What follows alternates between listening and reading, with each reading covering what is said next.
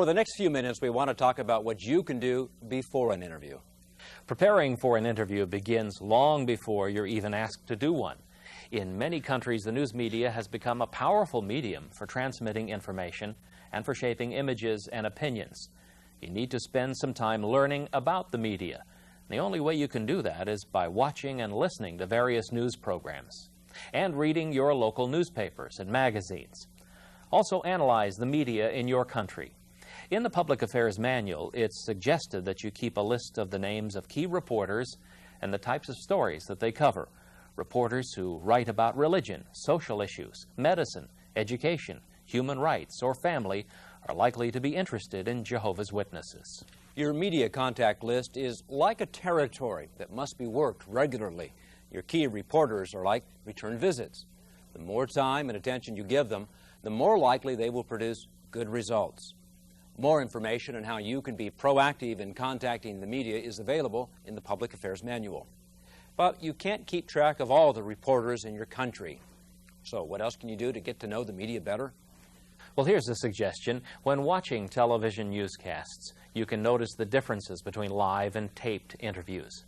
Take note of the lengths of both live and taped interviews. If it's live, do they take questions from viewers? Pay particular attention to how questions are asked by different reporters, and check to see if the story appears fair. Live interviews are like a double-edged sword. They can't edit you, so that's good. But on the other side, you can't control what's being asked. And that's also true with radio shows. In your country, you may have noticed a big difference between radio talk shows and newscasts. Newscasts will generally try to be fair and balanced. Radio talk shows are sometimes designed to be shocking and inflammatory. We would want to avoid those types of talk shows. However, some radio talk show hosts are fair. The only way to know the difference is to listen to a broadcast and learn. You can also learn much about the media by reading your local newspapers and magazines. Is a particular magazine or paper considered fair and for general readership? Or does it tend to be sensational and shocking? Is it politically biased? In the newspapers, magazines, and other print publications in your country, notice that there are sections like business, real estate, local lifestyles, even religion. Become familiar with how stories are written in each of the sections. Do they appear to be fair and balanced? Good point. Now remember, fair story is not necessarily one that reports only your side. To be fair, a journalist must present the other viewpoint. And sometimes that could mean the viewpoint of those who do not agree with Jehovah's Witnesses. If there is a good balance of positive statements as well as negative ones, then we should count the story as being fair. Even though you may have many years of experience as preachers of the good news and as public speakers, don't rely totally on that experience. Talking to a reporter is different. Do practice interviews. Good suggestion, Patrick. Yes, practice would include getting yourself accustomed to responding to unexpected questions and to seeing how you will look and sound on the video. We know that some brothers have done exactly that in their preparation for interviews, and they have seen some good results come out of it. Let us show you what could happen, though, without preparation. Mr. Palacia, thank you for meeting with us today. It wasn't easy getting an interview. You must be a very busy man. We are. I just got back from Italy, France, Germany. I had to take care of some problems over there. Oh, you must be very important to this operation. Well, actually, we've been talking about this crazy idea. Some people think that we're a cult. Well, why would anyone say that? Oh, you know, we don't take blood, we break up families, we disfellowship, all this type of nonsense. That's interesting. I've never heard that phrase, disfellowship, before. Well, looks like we're ready to start. You ready, Mr. Palacia? Yes, I am. Mr. Palacia, even as we speak, 18-year-old Joey Jones lies in a hospital bed hovering on the brink of death. His parents, who are Jehovah's Witnesses, refuse to authorize a life-saving blood transfusion. My question is simple. Why won't the Joneses help their son? And is it true that your church will not allow blood transfusions even if it means someone's life?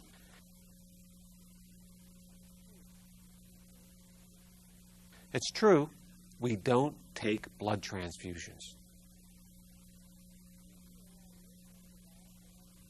That means you would allow your son to die for lack of blood? Isn't that criminal? Isn't that murder? No, not at all. We don't murder. We just obey God's law, which says we shouldn't take blood. And if as a result we die, well, there's the hope of the resurrection.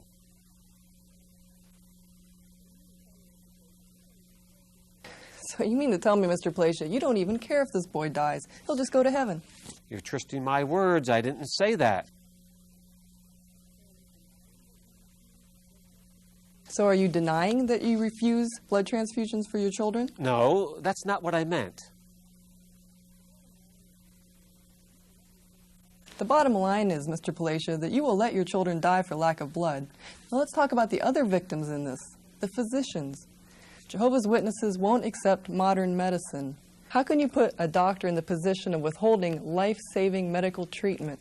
Is it morally right to place that kind of burden on the conscience of a doctor who's been trained to save lives?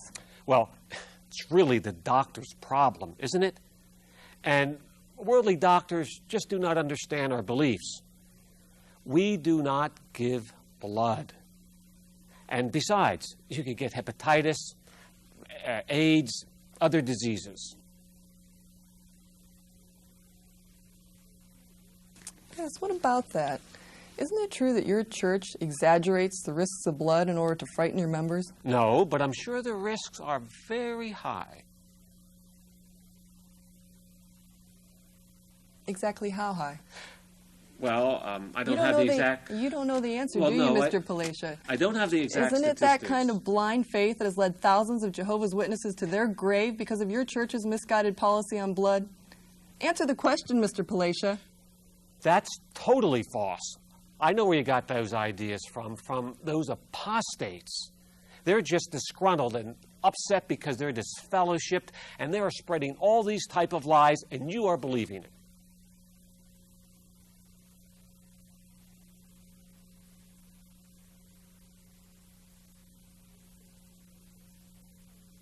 That's interesting, Mr. Placia. That's the second time you've used that phrase, disfellowship.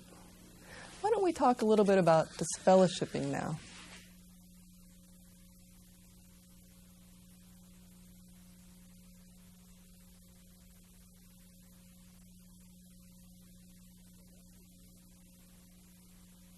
So let's review what you can do now before a request for an interview is even made. First, familiarize yourself better with the news media. Spend some time or assign people to become familiar with your local media. Read newspapers and magazines. Listen to local radio shows and watch different television newscasts. Second, create a media list.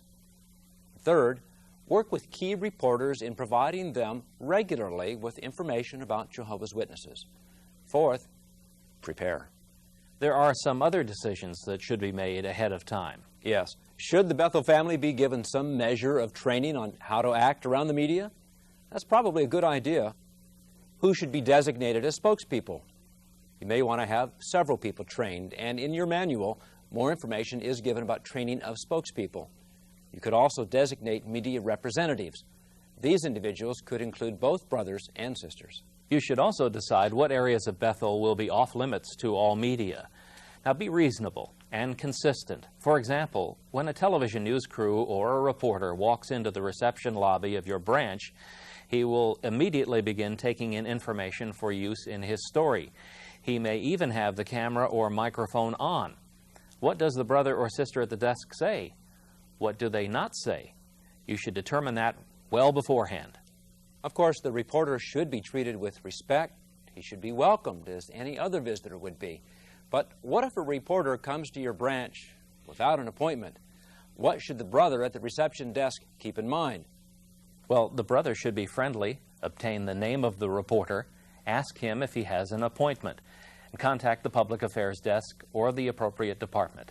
Depending on whether someone is available to speak with him, he could be told that it is not a convenient time and that someone could contact him later. Make sure, though, that he is given a specific time. You will also need to decide what records, if any, you will want to give to reporters. Generally, whatever financial, personal, or other records we have published, we can share with reporters. Beyond that, we are like any other religion, not obligated to open our records. All right, you've done your homework and you're all set. You hope. Suddenly that day comes, a reporter telephones and requests an interview. Now what? Well, always remember, from the minute you say hello to a reporter to the time you wave goodbye, you are on the record. That means anything you say may be quoted, even recorded, and you don't know it. Even if a reporter tells you we are off the record, you may not necessarily be off the record. Assume everything you say to a reporter may be used in a story. Now, the first decision you will have to make is whether to say yes or no to the interview. Your decision may have more to do with who is asking for the interview than the subject itself. For example, the subject may be very controversial at the moment, so you know the questions are going to be tough, but we do want our side to be told. So for most of the time, we will decide to say yes. However, if a newspaper, a magazine, radio, or television show is known for being biased, shocking, sensationalistic, you may decide to simply offer a written statement. It might state simply, "We are extremely busy here this time of year, but I'd be happy to provide you with a written statement if you'll send us your concerns." And keep in mind, even during this request for an interview, even on the phone, you are being quoted. So be cautious about what you say. I can't tell you how many times I've asked people for an interview and they've told me no, but then continued to talk. In making your decision, you want to know several things. First, verify whom you're talking to and whom they represent. Write their name and phone number down. Then ask what their deadline is so you can give them a prompt response. Don't feel you have to give them a decision immediately. If the request is coming from a radio or television station, ask whether the interview would be live or taped. Ask what the story is about. After that, you can kindly say, "May I ask what prompted the story?" Also, you might then say, "Who else is being interviewed for this story?" In some countries, reporters have agreed to provide the brothers with a list of their questions in advance. If a reporter is agreeable to such an arrangement, you should take advantage of it. But don't be fooled into thinking that there may not be additional questions that could be brought up. Anticipate what other subjects may be brought out and how to answer these related questions. Some interviews with reporters may be even done right over the phone. Although it's preferable to have face-to-face contact with a reporter, the phone interview may be the only choice you have, especially depending on the distance of the branch from the newsroom. Either way, in person or on the phone, do record the conversation. You might say, "For everyone's benefit, I'd like to record our conversation." The tape should already be recording.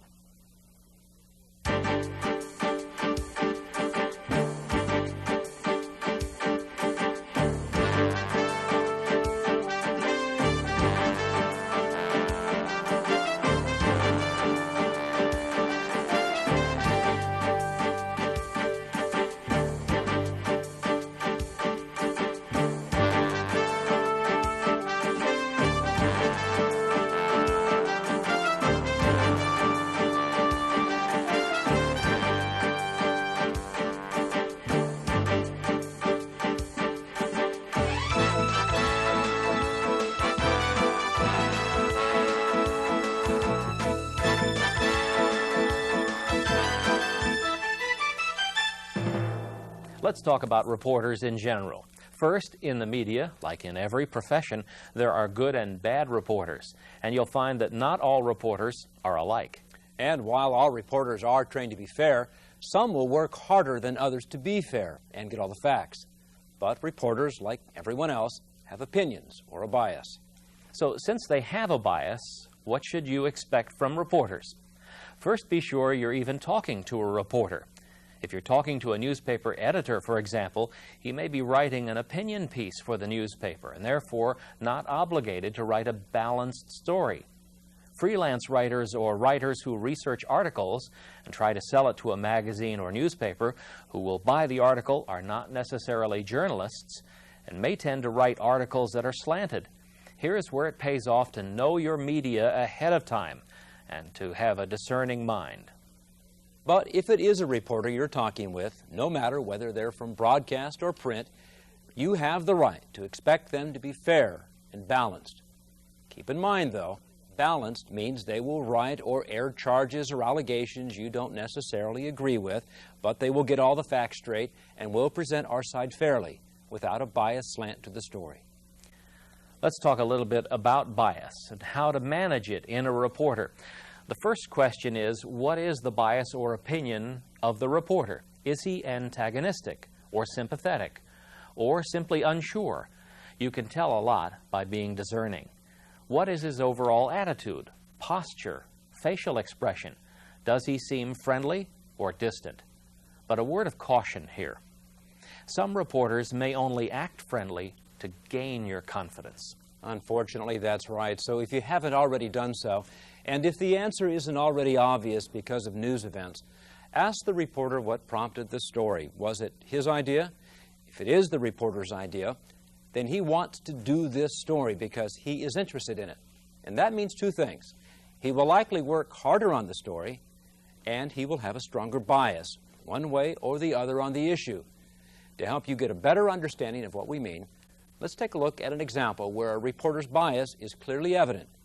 You'll also see from this demonstration the pressures which reporters face and how these can have an effect on the interview. What? You're kidding me. We're on it. Thanks a lot. Greta. What happened? You won't believe this. We've got a bunch of religious fanatics over at the hospital. There's a little kid lying in bed, apparently at death's door, and these people are refusing to let the doctors treat this person. Can you believe that? Who are these people? Give me some more information. What do you they're mean? those nuts. You know those fanatics? And we need to get over there and get this story on the air. It's a good story. You know, it's 4 o'clock. If we want the story for 6, we barely have enough time to get the live truck going. Don't worry about it. We can pull up some detail off the internet. We'll get that to you, but we really need to get on this thing. What am I going to get? Who cares? Fill your 2 minutes. We'll take care of the rest, okay? Okay, you're the boss. Here's the lead. Another child may die because of the blood issue. Live at 6? The important thing to do is to manage the reporter's bias. You may not change it, but at least you may be able to avoid feeding a negative bias. For example, if you discern from his or her questions that they believe that Jehovah's Witnesses are a cult or secretive, that our leaders live lavishly because of donations, show them where a branch committee member lives and where others in the Bethel family live. Invite them to have a meal with the Bethel family. You can find out more about the bias of the reporter by asking certain questions yourself. One question you may want to ask the reporter is, I don't want to waste your time telling you what you already know. How much research have you been able to do? It's always good to know how much research the reporter has put into the story. If they haven't done much research, that may suggest they're a little bit lazy. It could also suggest that their news director may be putting them under intense pressure to come up with a breaking story, as was demonstrated for you. But if the reporter has done her research, did the information come from apostates, from encyclopedias or other reference books that have inaccurate information about Jehovah's Witnesses? Your job would be to provide her with accurate information about Jehovah's Witnesses. This shows how important it is to try to correct misinformation in reference books, doesn't it? A reporter's research material may well come from there. Once you have some of this information as background, you can help the reporter get his facts straight. You can't guarantee he'll get it all right in his story, but at least you'll have done everything you could to be sure that he did. A little bit later, we'll talk about what to do if a reporter does not get the facts straight. You might also be wondering how much time to give the reporter. Basically, that's up to you. It's your time. Give what you feel is appropriate. If you feel the story is important enough and you want to give the reporter plenty of time to do interviews and get the facts straight, you may set aside several hours. However, if it becomes obvious at some point that the slant will be negative no matter what you do or say, why waste any more time than you need to? Here you might simply say, I would be happy to talk with you. However, you caught us at a very busy time of year right now, but I can give you 30 minutes. Say tomorrow at such and such a time. That way, you're not avoiding the reporter. You're being honest, as Jehovah's people. What time of year are we not busy? Let's get more specific about what to expect from certain types of reporters. We'll talk first about print reporters. Reporters from newspapers and magazines can do a whole story and never see you or the branch facility. They can do it all from the comfort of their office and simply interview you over the phone. They don't need or often use a microphone to record their interviews. Being interviewed over the phone can pose problems, however. The reporter can misunderstand what you say over the phone. So if possible, ask that he take the time to visit you personally. That may make you nervous, but it's harder to be critical of someone if you know the person, if the reporter meets you face to face, hears a little about yourself and your family. Human nature is he will be more sympathetic. So urge him to come and talk to you in person. If he can't because of a tight deadline, be prepared to record the phone conversation. Let him know you're doing so for your protection and his. He may not like it, but the fact of the matter is it will force him to be more careful and to quote you more accurately. As we have already mentioned, television and radio reporters will do live or taped interviews. If you're not prepared, live can be very intimidating, especially if live questions will be taken from people watching or listening to the interview. You should prepare in two ways. The first is the one that we emphasized earlier. Get to know the various types of media in your area. Under what circumstances would you choose to accept or decline requests for live interviews? For instance, is the talk show one you want to be associated with? Is it known for being outrageous and sensationalistic? If you know ahead of time that a show has a reputation for being sensationalistic, it may be best to decline the interview request. But if a radio or television show is known for tackling serious issues fairly with a host that is not combative, a live interview request is worth reviewing. A second factor to consider is the subject. Many times the subject will be controversial, but that doesn't necessarily mean we don't want to respond. It may be the only opportunity we have to tell our side. In a taped interview, this is probably what you can expect to see. A video camera set on a tripod, one or more lights, and a microphone they either put in front of you or clip on your tie or shirt. If you're sitting down for the interview, it may go on an hour or more. If you're standing for the interview, it will likely be shorter. But either way, typically only 15 to 20 seconds of what you say will ever air. Generally, right before the videographer starts recording, the reporter will hold up a white piece of paper for what is called a white balance. This helps the camera see the correct colors under different kinds of lighting. While the photographer is setting all this equipment up, the reporter will ask background questions for general information, but not the hard questions they've come to ask. Still, respond as if the camera is already recording. Also realize that either before or after the more formal portion of your interview, the photographer will still be recording, videotaping from different angles, or they will ask for a tour. So don't have anything that is private in nature or confidential letters from another branch in the room that you don't want them to see on camera. And remember, you're still being interviewed, just from a different angle or in a different location, perhaps as you walk about the Bethel home. Now comes the hard part, answering questions. I know I would much rather ask the questions than face a reporter and answer them. Me too. It's a lot easier to come up with questions than answers, especially when you're talking to a reporter, and you know that every word that you're saying is being quoted or recorded. However, there is a scriptural principle that applies here and will help you answer reporters' questions. It's found in Proverbs 10:19. And there it says, "In the abundance of words there does not fail to be transgression, but the one keeping his lips in check is acting discreetly." So, when it comes to answering questions, less is more. Don't give long, rambling answers. Do keep your answers brief and to the point. Usually, just a few sentences will suffice. Most reporters will probably prepare their questions ahead of time. They'll spend time deciding how they want to frame their questions and in what order they want to ask them. Some questions may be deliberately designed to get a controversial answer, and the question may be couched in such a fashion that if you answer it directly, you present a misleading picture. If the question is inflammatory, ask the reporter to rephrase the question. Make the reporter get the question right. A reporter may ask a question that is based on false information. If he does, don't accept it. Do make the reporter rephrase the question. Once you've answered the question and corrected the misinformation, don't offer more than you need to. Let the reporter come up with the next question. Sometimes a reporter will make a statement, then ask a couple of questions, and you're expected to answer only the last question. But your answer will be considered to apply to both questions and the statement. Well, don't accept what they call a triple threat. Do break the questions down.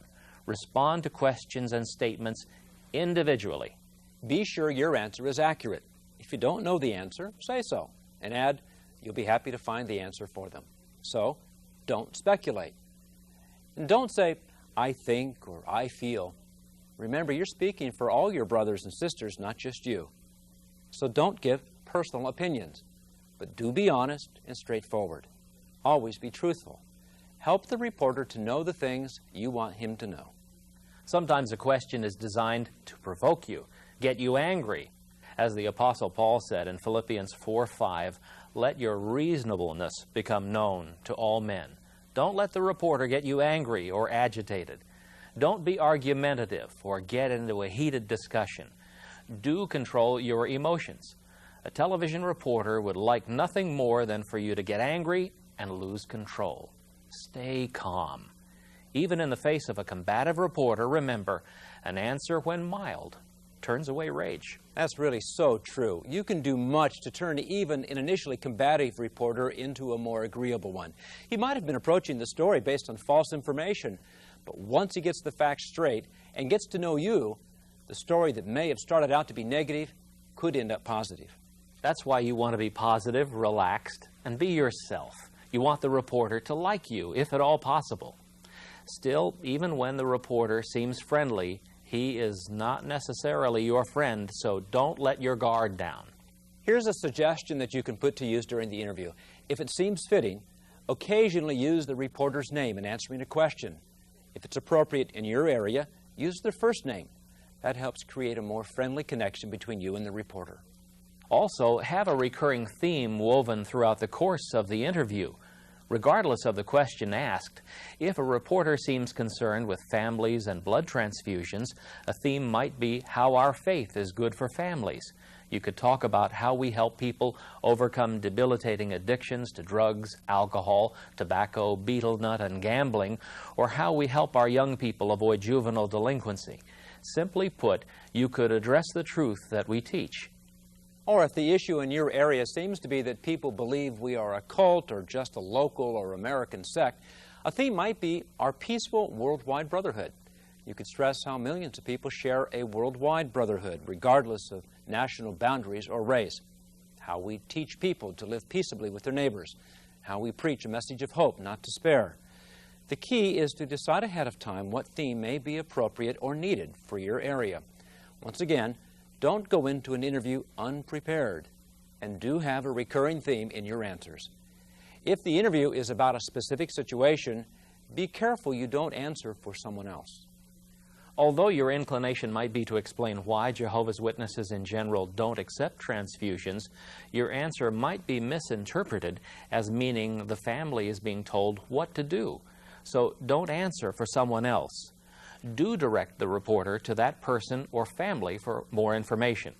If a reporter keeps asking you basically the same question over and over again, and you've already answered it, don't feel bullied or pressured into having to answer it again. Thank you, Mr. Comer, for taking the time out to speak with me. I know you're a very busy man. It's our pleasure to be able to sit down and talk with you. Mr. Comer, our station just learned about a sad situation. It involves the son of Mr. and Mrs. Jones. Apparently, the boy is gravely ill, but yet the parents are refusing a blood transfusion because they say their faith won't allow it. Can you comment on that, please? Are they Jehovah's Witnesses? Yes, they are. I'm not familiar with the case of the family. I would agree with you, though, that anytime anyone goes into the hospital of any faith, it's a sad situation. That's scary. So why won't the church allow them to have blood transfusion? It could save this boy's life. Well, first of all, the church, as you put it, has no say, no decision in that at all. We don't force our members to make any decision in terms of medical care. It's a right to choice for that family, and that's that family alone decision to make in terms of whatever medical care they're going to choose. But I understand that the parents are saying that the Bible says that they cannot accept a blood transfusion. Now, with all due respect, the Bible is quite old and outdated, and it seems the parents are applying something from ancient history, it seems, and they're using it for modern medicine. Do your members not accept modern medicine? Or? Well, you said a couple of things, a number of things, and let me try and address them one at a time. First, you said that the Bible is outdated, and as you said respectfully, we would disagree with you. We think the Bible is not outdated, and we do believe the Bible is inspired of God. And the Bible, from Genesis throughout the Hebrew, Aramaic scriptures on into the Christian Greek scriptures, do tell us to abstain from blood, and we as Christians do believe that. But modern medicine dictates that's right, that a blood transfusion will save this boy's life. Okay, you said that we don't accept modern medicine, and that's really a fallacy. Sometimes we get confused with other religions. We do accept modern medicine. We embrace modern medicine with our whole heart. We believe in the very best medical care. We do go to doctors. We give our families, our children, the very best medical care that we can possibly get, with one exception, and that's blood. And I think you'll find that there are many people today that recognize as well. But that are you blood, tying the hands of the doctor, though? The doctor wants to administer blood in this case.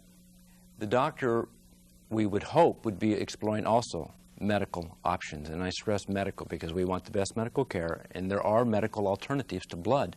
Many people realize the dangers and risks of blood, and there are alternatives available. But why won't the Jones family, in this case, save their child? As I said before, Greta, I'm really not that familiar with the Jones case. You're going to have to talk with the Jones family about their decision on this matter.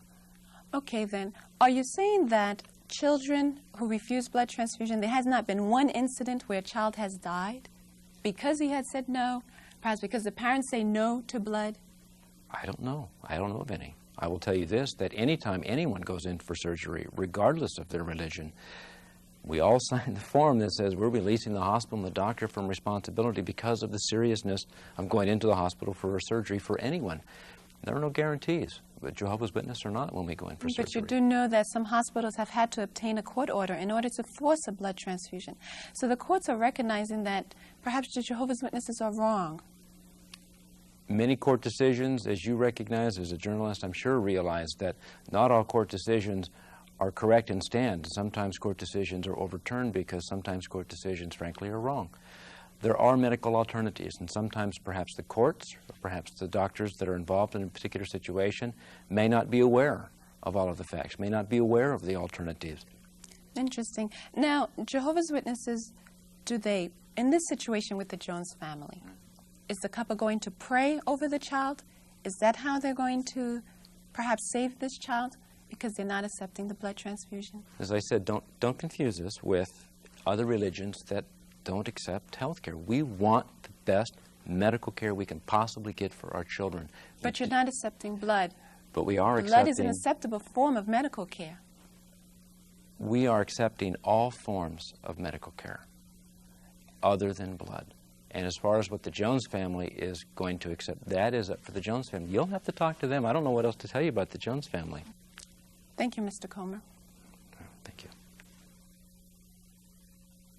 And if a reporter is argumentative and doesn't want to move on, then you might have to end the interview. There really is nothing else to say. Obviously, the reporter has an agenda, and the agenda is not going to favor you in any way. However, just because you've said the interview is over doesn't mean the reporter won't keep asking the question or similar ones. But be firm, be polite in saying, I'm sorry, but as I said, since you can't seem to get past the question I've already answered, we might as well not waste each other's time. At this point, if the reporter refuses to stop and the camera is still rolling, you might have to actually leave the room. Have someone else in the room ready to escort the reporter and the photographer off the property. If a reporter's attitude is combative or is obviously unfairly biased, kindly ask him, why is he acting that way? Generally, reporters want to be seen as fair. If they have been acting combative and didn't realize it, sometimes bringing it to their attention, especially if a camera is rolling, will help. Another suggestion, during a television interview, sometimes spokespersons are confused about where to look. Rule of thumb is, do what is natural. That generally means that we talk to the person talking to us. In watching television interviews in your area, are people looking at the camera or the reporter? You would want to look at the reporter when you answer a question, would you not? Let's talk about how to dress for an interview. Basically, you want to dress the way professional business people dress in your area or country. In the Western world, that usually means suits. You don't want to appear too casual or too formal. If you're going to be on television, we recommend brothers wear a suit, if, of course, this is possible. A dark suit looks better on television, especially with a nice red or yellow tie. Dark or striking colors show well on television. Of course, you could determine what would be best depending on the local situation.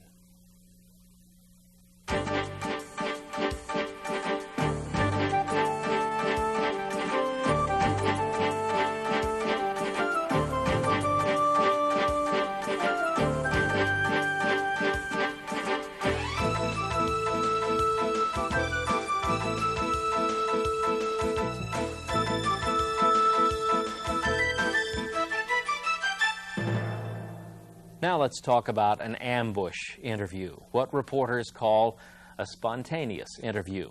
This is when you're walking to or from your car or a building and suddenly a television reporter and photographer surprise you and start asking you questions with a microphone shoved in your face and the camera is recording. That doesn't look like much fun, does it?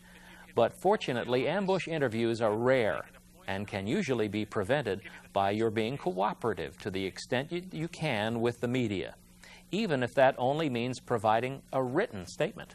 Now, as Stu said, this is a situation to be avoided if at all possible, as this type of situation makes the person being interviewed look guilty of something.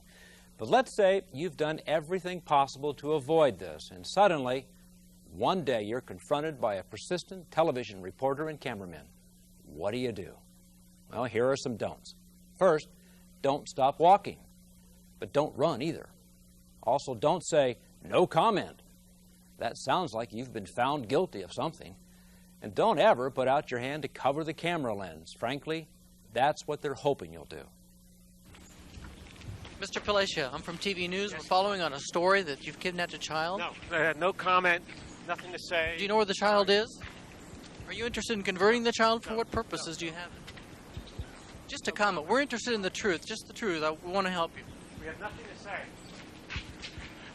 Look, I told you, no comment. Actually, this situation has the potential to make you look more reasonable and fair than the reporter. Here's how. Keep walking comfortably. Instead of saying no comment, say, "I'd be happy to discuss that with you. Give me a call and we'll set up an appointment." If you've never been asked for an interview, you might say, "Frankly, I'm surprised you're here ambushing me like this. May I ask you why you didn't just call and ask for an interview?" Come on. Mr. Palacia, I'm from TV News. We're following on a story that one of your members has kidnapped a child. Is that true? I'll be glad to discuss the subject with you. If you can call my office and we can make an appointment, I'll be happy to give you the facts on the case. Okay? Please call me.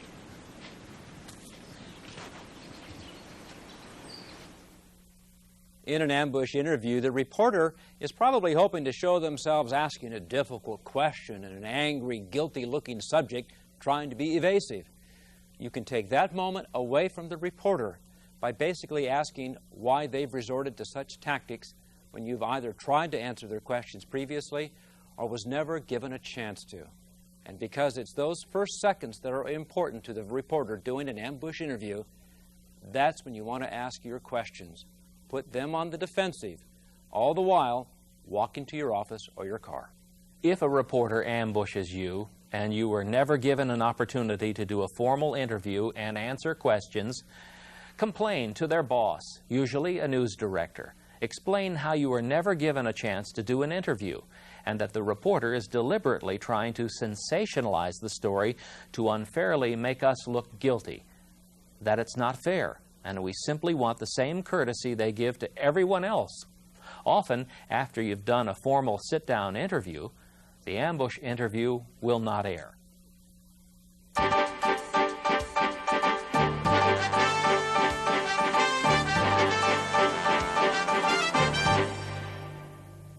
So the interview is over.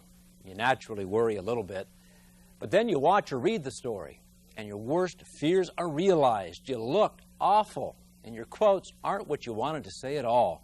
You start thinking, oh, I should have said this, or I shouldn't have said that.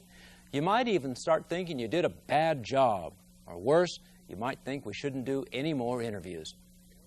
But is there such a thing as a bad interview in terms of how you answered questions? Not really. Think about this. In our preaching work, if people don't listen to us, are we doing a bad job? Do we stop preaching? Of course not. We're honoring Jehovah with the best that we have. But we keep making the best better by following suggestions in the Theocratic Ministry School and service meeting. So, too, with doing interviews. We give our best and make them better by learning from experience. So don't be so hard on yourself that you want to give up. See where you can improve and work on that. Remember, if we talk to the media, this is one way of letting our light shine.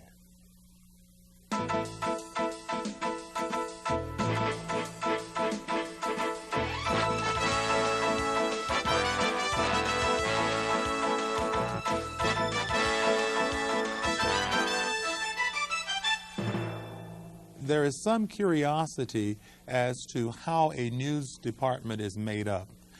It may vary from country to country, but there are some general rules. General managers are responsible for keeping a television station's license. There's nothing more important to a general manager than his job, or her job as the case might be. And so a general manager is going to make sure that his or her news department is going to have the tools, so to speak, to get people to watch. There is a news manager, perhaps a news director or an executive producer who is in control of that newsroom from the budgeting standpoint, from hiring and firing, and from setting an editorial tone. Underneath the news director, you might have an assistant news director or someone else designated as an executive or senior producer. That person generally creates what we call flow of the day.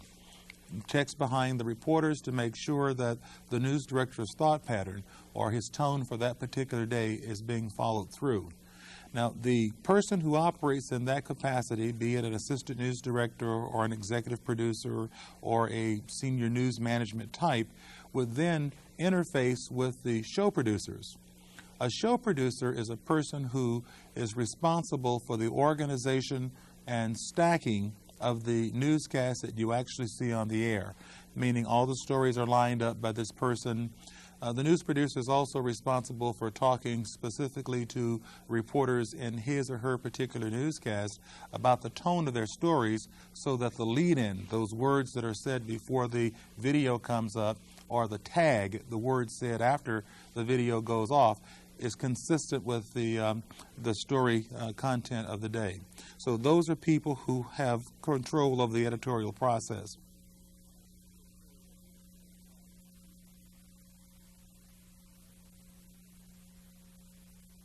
Television news has become big business all around the world.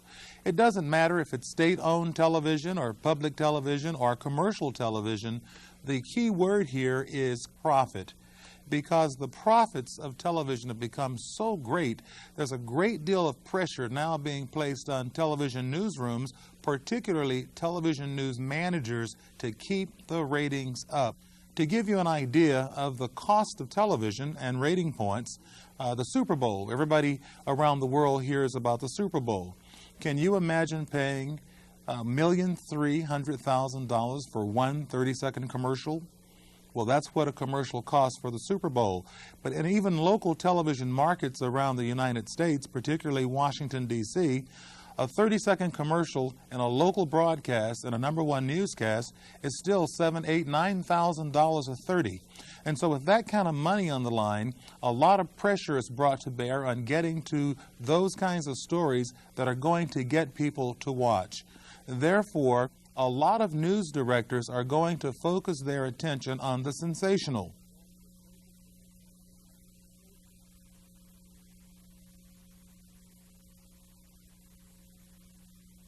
People have now come to expect that when they watch television, they're supposed to see some breaking, some exclusive, the inside story, the hidden video. All those things are addressed now in what people have begun to see as local television.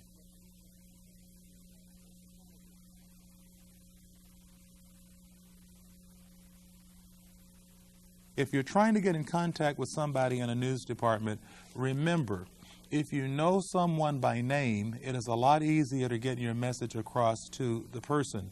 You can generally get that information by simply calling the station and asking for the lineup. They'll tell you that. People like to be referred to by names. If you're going to send information to a newsroom, today people use the internet as a means of communication as well as the reliable old fax machine or a simple phone call.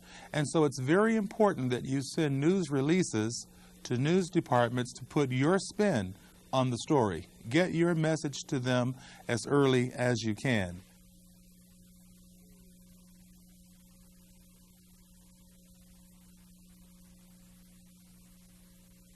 Each station has its own unique personality. If you're going to be approached by a news department, do some research on what that particular station's personality is. It will go a long way in helping you decide the type of approach you might want to take in terms of a story. But never lose sight of the fact that they're coming to get the story because somebody thinks there's a message in it that's going to attract viewers to the station. If the person comes with the bias that the organization that they're approaching has something to hide, that reporter probably feels that it's going to be his or her job to bring out the truth. The truth is as that person sees it or as that person believes you are telling it. They're all going after the story. The story is what turns. It is the story that makes the news department profitable. The purpose of this video was to consider the skills and practical points we need to keep in mind before, during, and after a media interview. Obviously, brothers, we could not consider all interview situations. We have learned that discernment and good judgment are essential. For those who are spokespersons for Jehovah's people, practice is the key. Practicing, preferably on video where available or on audio tape, will help you see better how you come across. This will build your confidence and skills so that you can better handle a crisis situation that demands a quick response. Consider this, brothers. We have documented that the majority of negative stories about Jehovah's Witnesses publicize not what we believe, but distortions or false accusations. These slander the name we bear, Witnesses of Jehovah. Is it not a privilege to defend and honor that name? So while we must avoid appearing smug or self-righteous, neither should we be apologetic about our beliefs. The reasonable God who teaches us to benefit ourselves deserves our every effort to support the truth. We can do it.